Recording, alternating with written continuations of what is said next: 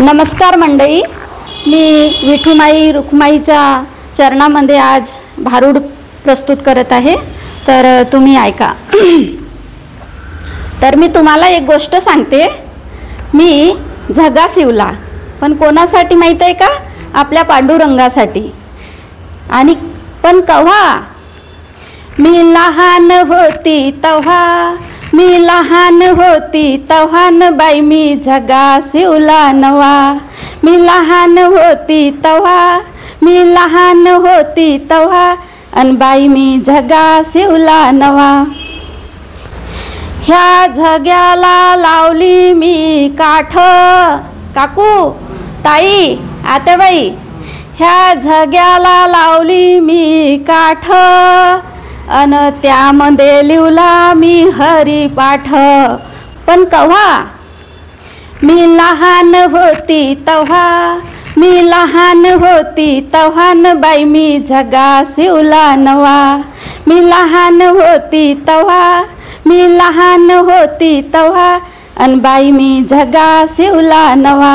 ह्या झग्याला लावली मी जरी, ह्या झग्याला लावली मी जरी, अन त्यावर लिहिली ज्ञानेश्वरी. पण कव्हा मी लहान होती तेव्हा, मी लहान होती तेव्हा न बाई मी झगा शिवला नवा. मी लहान होती तेव्हा, मी लहान होती तेव्हा, अन बाई मी झगा शिवला नवा. ह्या झग्यामध्ये मी लावला रंग. काकू, आई, भाऊ, ह्या झग्यामध्ये लावला मी रंग, अन त्यावर नटला माझा पांडुरंग. पण कव्हा मी लहान होती तेव्हा, मी लहान होती तेव्हा न बाई मी झगा शिवला नवा.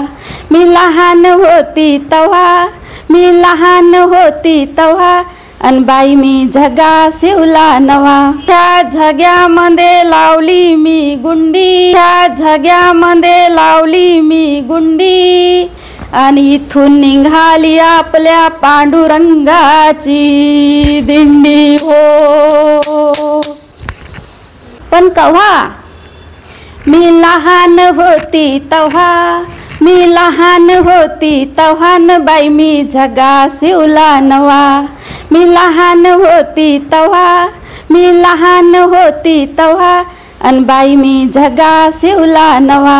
ह्या झग्याच्या डाव्या बाहीला, ह्या झग्याच्या डाव्या बाहीला मी कोरली रई, अन त्यातून दिसे माझी रुक्माई आई. पण कव्हा मी लहान होती तेव्हा, मी लहान होती तेव्हा न बाई मी झगा शिवला नवा.